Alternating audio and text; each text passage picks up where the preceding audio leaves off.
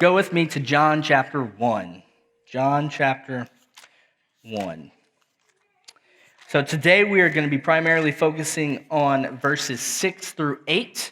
However, I want to read verses 1 through 8. So each week, as we add on and go further through the text, we'll actually read the whole text so that we can have an understanding of where we've come from. So today I'm going to read to you from John 1 through verse 8, and then we're going to jump down to verses 19, and I'm going to read verses 19 through 28 in John 1 for you. So let me do that. Starting in verse 1. It says, "In the beginning was the Word, and the Word was with God, and the Word was God. He was in the beginning with God. All things were made through him, and without him was not anything made that was made. In him was life, and the life was the light of men. The light shines in the darkness, and the darkness has not overcome it. There was a man sent from God, whose name was John. He came as a witness to bear witness about the light, that all might believe through him. He was not the light, but came to bear witness about the light." Jump down to verse 19. It says, "This is the testimony of John. When the Jews sent priests and Levites from Jerusalem to ask him, 'Who are you?' he confessed and did not deny, but confessed, 'I am not the Christ.' And they asked him, 'What then? Are you Elijah?' He said, 'I am not.' 'Are you the prophet?' And he answered, 'No.' So they said to him, 'Who are you? We need to give an answer to those who sent us. What do you say about yourself?' He said, 'I am the voice of one crying out in the wilderness, 'Make straight the way of the Lord,' as the prophet Isaiah said." Now they had been sent from the Pharisees. Verse 25, they asked him, "Then why are you baptizing if you are neither the Christ, nor Elijah, nor the prophet?" And John answered them, "I baptize with water, but among you stands one you do not know, even he who comes after me, the strap of whose sandal I am not worthy to untie." Well, last week, we started a series called Word Made Flesh. I am so excited about the next few weeks, where we're looking at the implications of the incarnation of Jesus, that as we look forward to Christmas in just a couple weeks, we want to be sure to focus our minds on the most important thing of this Christmas season. Like, for all of us, we have things that go along with the Christmas season, right? You put up a tree, you gather with family, you give gifts to one another. The faith family that adopted me when I was a teenager, we would eat tamales and we would drink Coca-Cola on Christmas Eve. So we all have our little traditions and things that we do. But the one thing that we do not want to miss this Christmas season is the unbelievable reality that the God of the universe put on flesh. That reality is one of the most astonishing and potentially even scandalous truths of the Christian faith, that the one who spoke the world into existence became like us. So over the next couple weeks, we'll be working our way slowly through the first 18 verses of John's gospel with the hope that God would implant in our hearts faith that sees the beauty and significance of the incarnation of Christ, that God has become flesh, Word made flesh. Now, our text today is kind of, surprising. I don't know if you caught it, but the verses we're looking at today seem to break the flow of John's introduction in his gospel, his introduction to Jesus. Did you notice that? Have you ever noticed that before? It's like this beautiful language about the divinity of Jesus, and then it's like, John. And you're like, what in the world? Like, it would almost sound better if John, well, we know him as the Baptist, but if he was out of this text, like, look at verse 5. The light shines in the darkness, and the darkness has not overcome it. Beautiful, right? Now look at verse 9. The true light, which gives light to everyone, was coming into the world. I mean, those two, if it was just those two verses back to back, that would sound really good. But sandwiched between those two statements, you have an introduction to another character, the person that we know as John the Baptist. Now, this is a literary device known as intercalation, okay? It's where you begin one story only to interrupt it with something totally different and then to come back and finish that original story. And the idea was that these two stories, though they don't seem to, they actually work together. The Gospel of Mark is most well known for this. Anybody here ever heard of a Markan sandwich? Yeah, a Markan sandwich. That's a real thing that they teach you in seminary. Paid thousands of dollars to learn that, right? But the more proper term is that these are intercalations, okay? And these intercalations in Scripture have a purpose. They are not random. The goal is that these interruptions are meant to enrich the original story. So there is something about verses 6 through 8 in John's gospel that is meant to enrich, enlighten, something about verses 1 through 5 and 9 through 16. So it's incredibly important that we study the text and find out what God is doing here. The question is, why has God interrupted us with John? Does that make sense? Why has God interrupted us? So let's start with verse 6 and see if we can discover what God is doing here, why he is interrupting us. So verse 6, there was a man sent from God whose name was John. He came as a witness to bear witness about the light that all might believe through him. Now, little side note here, I've kind of already mentioned this, but John is never referred to as John the Baptist in this gospel. Did you know that? He is in the synoptic gospels, Matthew, Mark, and Luke, but not in John's gospel. If we were to put any label on John in this gospel, it would be John the Witness, because 14 times in the Gospel of John, the word witness is attached to John's name. Now, that's a side note. The temptation when reading these interruptions in John 1 is just to skip over them. Is that what you do? Because that's what I do. Our tendency is to skip over them, that when we get to verses 6 through 8, and by the way, it happens again in verse 15, between verses 14 and 16, but when we're just reading our daily reading, or when we're reading the text, our temptation is just to skip over these. And so what happens is when we read these passages, we are tempted to ignore the fact that John the writer has just interrupted us for some reason.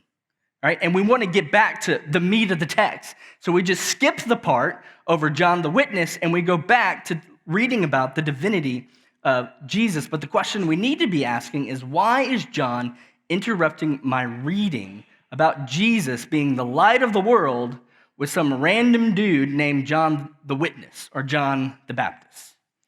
But here's the deal. All of Scripture is purposeful. So we have to say that God has interrupted us on purpose in this chapter. So if you want an outline, if you're a note taker to help you keep awake, if you want an outline, there is one overarching point and two subpoints that I have. And our big overarching point, and I believe it's the reason for the interruption here with John, is that in God's, this is the big point, the big theme, in God's perfect plan to reveal himself to humanity, he has chosen to use human witnesses. Let me read that again. In God's perfect plan to reveal himself to humanity, he has chosen to use human witnesses. All right, maybe a simpler and probably more memorable way to say that is the world sees Jesus through our God-ordained witness. The world sees Jesus through our God-ordained witness. Now, there are two subpoints to that we're going to talk about. One is that there is something that we are not in the midst of that as human witnesses. There is something that we are not, and there is something that we are. So first, the world sees Jesus through our God-ordained witness. Verse 6, let me read that again. There was a man sent from God whose name was John. The first thing that we have to notice about verse 6 is that there is immediately a contrast, okay? There's a contrast that as the writer John beautifully articulates the divinity of Jesus, he abruptly introduces us to a man, a human named John. I mean, up until verse 6, think about what you have so far. You have the Word, and this Word was God. This Word was with God. This Word made everything. In him was life, and that life was the light of man, that this was the plan of God, that God would step out of heaven and step into our time, into our world, into humanity itself. And what John does is he immediately goes from the divine light to a man. You see it? There's an immediate contrast. And the shift is confusing for me, at least while I was studying. And maybe for you, because I go, hold on. What is happening here? Why is it even necessary for John the writer to mention John the witness in this moment? What does he have to do with anything? Does that make sense? I struggled a lot this week with that. Like, why is he even here? Because God does not need a witness, right? God does not need us to reveal himself. And that is true. God does not need anything from us. He doesn't need us to help him. He doesn't need us to do anything for him. He is self-sufficient on his own. He doesn't need us to bear witness to him. If lightning strikes, right, it doesn't need a candle to help it light up the sky. The lightning is sufficient on its own, and God is absolutely self-sufficient in all that he does. And that's the reality of what the first 5 verses in John is telling us. And Rich did a great job explaining this last week, that this world that was not made, that was with God, this word has no beginning and end. He is not dependent on anything or anyone else. Yet, he sends a man. He sends a human being. And what is this man's purpose? What does God send him to do? There was a man sent from God whose name was John. And then what does verse 7 say? He came as a witness. John's a witness. So let's follow this. In the beginning was the Word. The Word was God. That Word was with God, and that Word shines as a light in the darkness. And now, a human being has been sent by God as a witness about that light.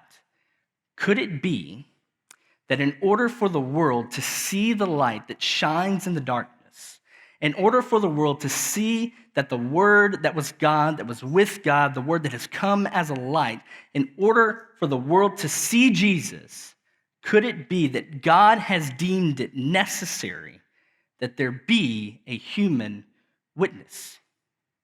That in his plan, he would look to a human and say, I am sending you, I am ordaining you to be my witness. I think that's what John the witness is here. He is a shadow of the full plan of God, that although God does not need us, he has chosen us to be his witnesses in this world, that we witness to the true light, that God has deemed it necessary to send John as a witness, that in the midst of God's plan to redeem and restore the world through the coming of Jesus Christ, he has willed to work through human witnesses to bring about that plan, that God would look to us and say, you have a role to play. You have a calling. I am sending you as part of the mission that I have called you to. That we would look into the world and we would say, look and behold the coming of the Christ. That we are witnesses. Think about it this way. God was not waiting on John to witness about Jesus. Does that make sense? God was not in heaven like, okay, when's John going to do it? You know, he wasn't waiting on John to do that. It wasn't like the Father came to Jesus, the Word, and said, okay, we are waiting on a witness to proclaim your coming, and then we're going to come. And when that person decides to start witnessing, then we're going to come. No, what does the text say? There was a man sent from God. That God sends a man to witness about the coming of Jesus. So listen, God is not waiting on you to witness about him. Does that make sense? And we have this guilt-motivated missions a lot of times where it's like, God's waiting on me to do something. God's not waiting on you to do anything. God has already sent you. He's already sent you. You are sent by God. And that theme is all throughout Scripture, that God has willed to work through sent witnesses in God's perfect plan to reveal himself to your neighbor, to your family, to the nations, to the unreached peoples of the world. He has willed to work through sent witnesses, that the world sees Jesus through our God-ordained witness. I mean, think about it. Remember when we did Jonah a few months ago, right? God could have gone to the Ninevites himself. He could have boomed his voice from heaven and said, hey, Nineveh, repent. You need to repent. He could have made whales fly in the sky, right? God can do whatever he wants, but he didn't. What does he do? What does the text say? Jonah 1:1. Now the word of the Lord came to Jonah, the son of Amittai, saying what? Arise, go. He chooses to send a human witness, Jesus, when he is preparing to ascend into heaven after his resurrection. What does he tell his disciples? Jesus said to them again, this is John 20:21, peace be with you, as the Father has sent me, even so I am sending you. That it's God's will to work through sent witnesses. Matthew 9:37, one of just an incredible text. It says, Jesus said to his disciples, the harvest is plentiful, but the laborers are few. Therefore, pray earnestly to the Lord of the harvest and send out laborers into his harvest. Notice what the text doesn't say. Notice what Jesus doesn't say. He doesn't say, the harvest is plentiful, so I'm going to boom my voice from heaven so they will all know me. He says, the laborers are few, so pray. And what are we praying for? That God would send witnesses into the harvest, that we serve a saving God and we serve a sending God, that he saves us and then he sends us, that God has deemed it necessary, that people are saved through human witness. Not that they have the power to save them, and we'll talk about this a little bit more when we talk about something that we are, but that we point to the one who saves. Romans 10:14. How then will they call on him of whom they have not believed? And how are they to believe in him of whom they have never heard? And how are they to hear without someone preaching? And how are they to preach unless they are sent? As it is written, how beautiful are the feet of those who preach the good news. And that's our first point, that God's perfect plan is to reveal himself to humanity. He has chosen to use human witnesses, that the world sees him through us by ordaining us as witnesses. Now, within that, there is something that we are not and something that we are. First, there is something that we are not. Verse 6. There was a man sent from God whose name was John. He came as a witness to bear witness about the light, that all might believe through him. He was not the light, but came to bear witness about the light. Now, this seems to be very odd writing from John. Okay, verse 8 seems almost unnecessary because, think about it. He's already said that Jesus is the light. So why would he see it as important to explicitly mention that John was not the light? Isn't that obvious? Why would he say that John bore witness to the light, but then be careful to make the distinction in the negative, that John was not the light? And this word appears 4 more times, that the writer John wants to make sure that we understand what John the witness is not. Look at verse 19. It says, this is the testimony of John when the Jews sent priests and Levites from Jerusalem to ask him, who are you? And he confessed and did not deny, but confessed, I am not the Christ. He tells them, I'm not the Christ. And then we get 3 more nots. In fact, John, the gospel writer, is so bent on making sure that we feel the knot of John's testimony that he piles on the negatives in verses 21 through 25. Look at verse 21. It says, they asked him, what then, are you Elijah? And he says, what? I am not. Now, another sermon for another day. But was he Elijah? He says no. But of course, in one sense, he was Elijah. Luke 1:17 tells us that he had come in the spirit and power of Elijah, but he was not the physical reincarnation of Elijah. And that's important. So, he was not Elijah in the sense that they were asking. So he's not lying here. He's telling the truth. They go on and they ask in verse 21, are you the prophet? And he answered, no. So they said to him, who are you? We need to give an answer to those who sent us. What do you say about yourself? And he says, I am the voice of one crying out in the wilderness. Make straight the way of the Lord, as the prophet Isaiah said. Go down to verse 25. They asked him, then why are you baptizing if you are neither, here are all the negatives, you are neither the Christ, nor Elijah, nor the prophet. John answered them, I baptize with water, but among you stands one you do not know. And then he says, even he who comes after me, the strap of whose sandal I am not worthy to untie. It's a lot of nots, right? It's a lot of negatives throughout that text. So here is what we are not. And this may sound strange, but I do think it's important to understand if we are going to be witnesses. John the witness says, I am not the Christ. He says, I am not Elijah. He says, I am not the prophet. He says, I am not worthy to untie his sandals. And then turn over a couple more pages to John 3. Go to John 3:28. He says this. This is John the witness. He says, you yourselves bear me witness, John 3:28, that I said, I am not the Christ, but I have been sent before him. The one who has the bride is the bridegroom. The friend of the bridegroom who stands and hears him rejoices greatly at the bridegroom's voice. And he says this, therefore, this joy of mine is now complete. He must increase, but I must decrease. And there we see the meaning of all the knots. Essentially, he says, I'm not the bridegroom. He says, I am his friend.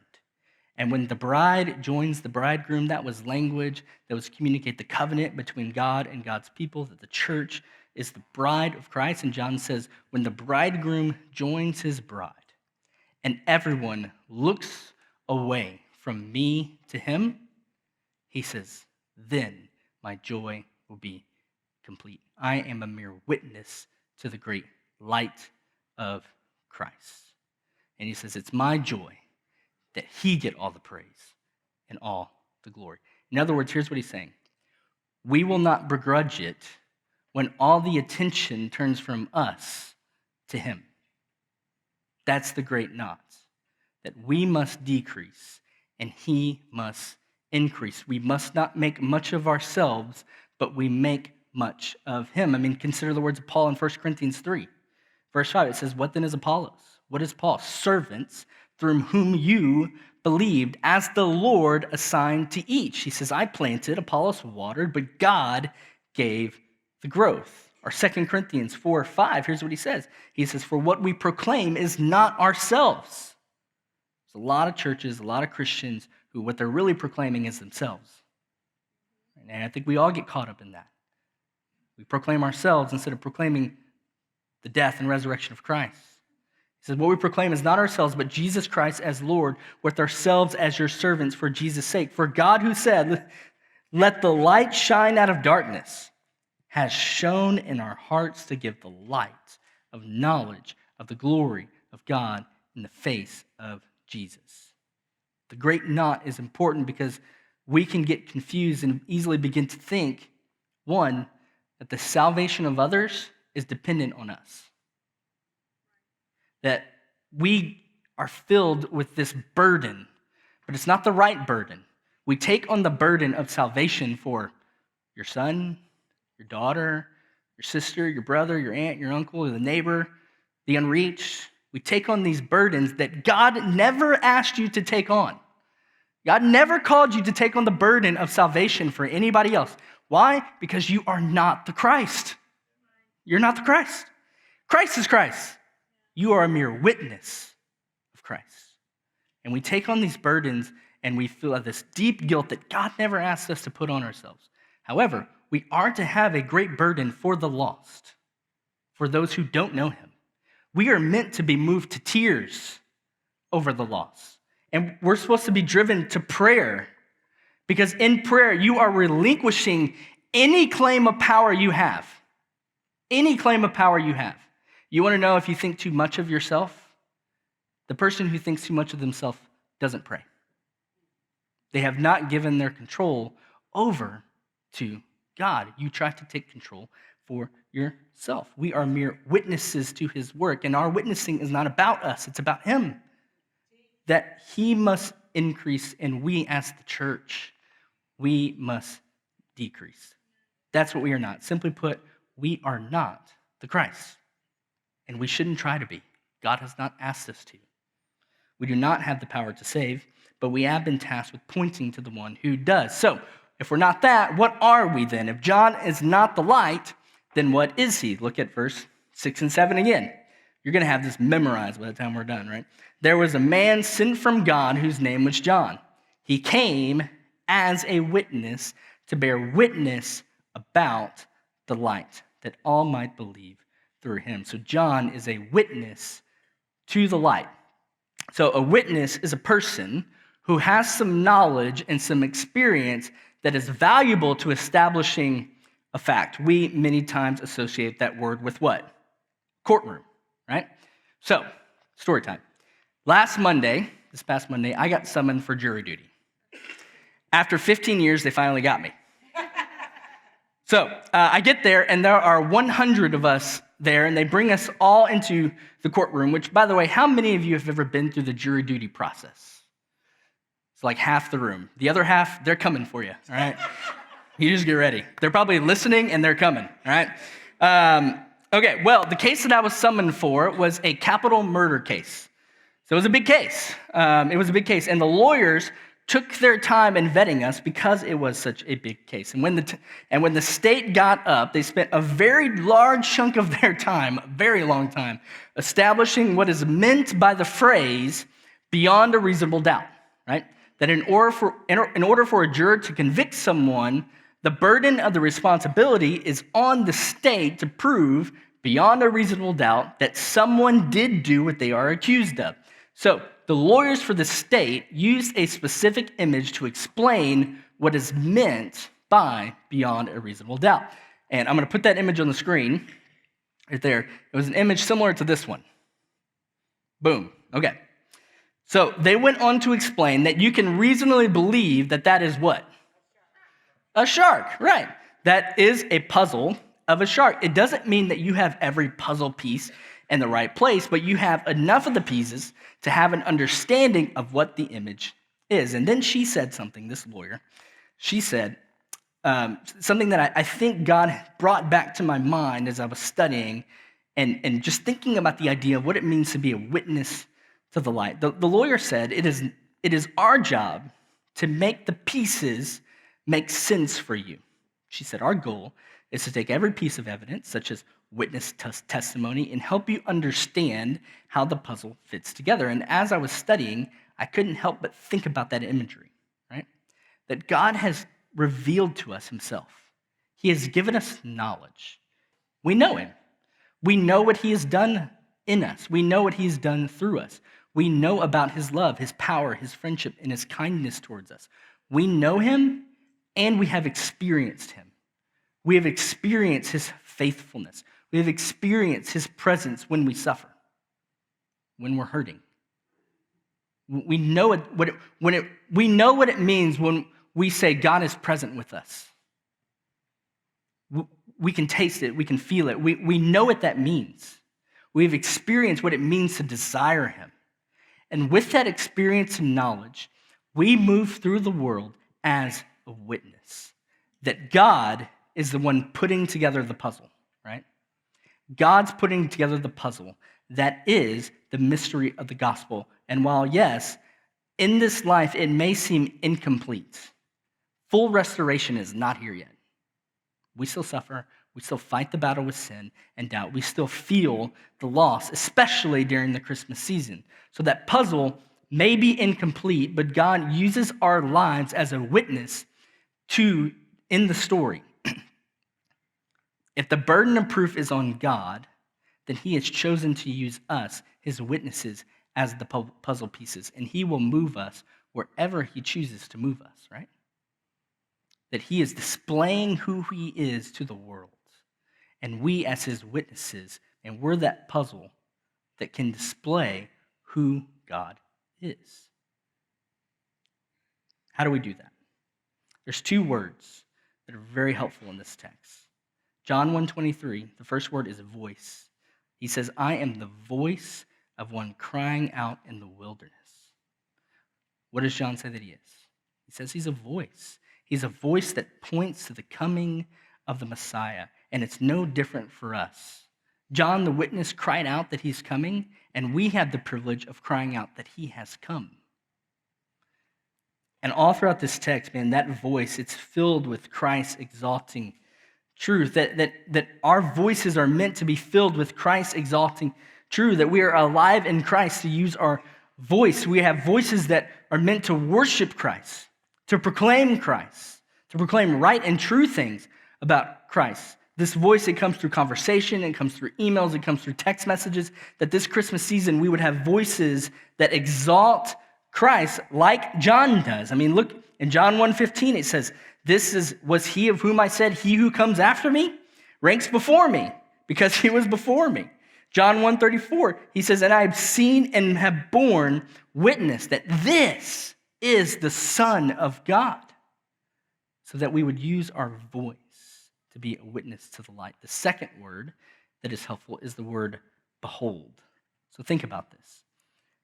He bore witness to the light so that people would believe. That's verse 7.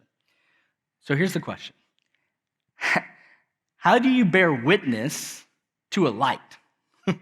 I mean, the light's already there, right? You can see it. Does it really need you to bear witness to it? Everyone can see it. If it's a light, who cannot see that light there? It's blinding me, right? But all of us can see it. You don't need me to bear witness to the light. So how do you bear witness to the light? John 1:35, it says, the next day, again, John was standing with two of his disciples, and he looked at Jesus as he walked by, and he said, what? Behold. How did I just witness to that light? I told you to look.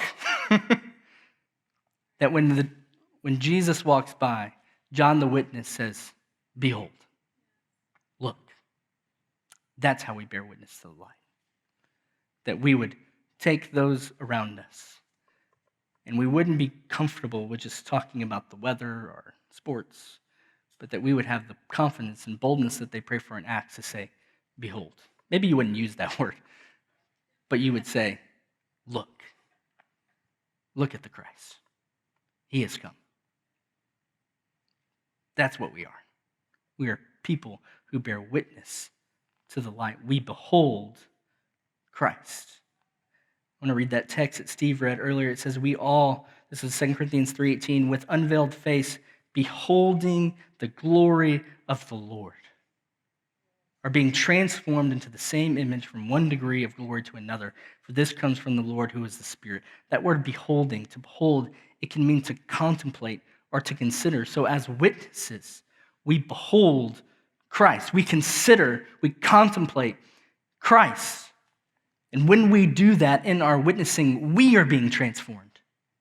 We are being transformed from one degree of glory to another. The more that we fix our attention and our minds on the glory and sweetness and the beauty of Jesus Christ, the more he transforms us. We behold literally his glory. We contemplate it. We consider it. And it gives us a proper understanding of who we are before him. It gives us a proper understanding of who he is in this world, that he is all authority and all powerful. I would close with a warning for us all. It's not typically the way you want to close a sermon, but a warning that we are careful that we are not witnesses that need the attention and glory for ourselves. I think I had someone ask me one time, like, what if all these people are saved, but it was after you left your ministry and you had nothing to do with it? Would you be okay with that? It's a cheesy question, but it's always made me think. Be careful that we are not witnesses that need the attention and glory for ourselves. And I have to be careful, and our elders have to be careful, that when we're on stage, that this moment's not about us. There are a lot of churches, not just in America, all over the world. There are a lot of churches where it becomes a very consumer-driven faith, where I'm selling something, and it sounds good.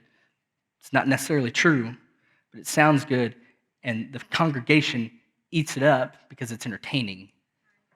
And many times in churches, the pastor gets put on a pedestal, and I'm not perfect. I'm going to sin, just like you. And so we have to be careful as a faith family that our leaders not put on a pedestal where God has not asked them to be. That myself, Rich, and Tristan would serve with humility. That we all would serve one another with humility. That we would understand our position before Christ. That he has not called us to be him. He's called us to be like him in a demonstration to the world of who he is. But we do not have the power to save. We do not have the power to change hearts. But that does not mean that we do not feel that burden for the lost world. John came as a witness because God ordained it, and God has ordained that you and I be witnesses as well. He has sent us in his power and in his name. So the one thing I would ask of you, so I guess we're ending with encouragement. The one thing that I would ask you,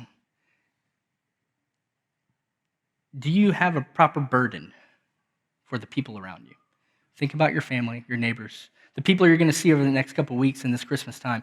Do you have a proper burden for them? Are you driven to tears, and are you driven to prayer? Releasing your power to God.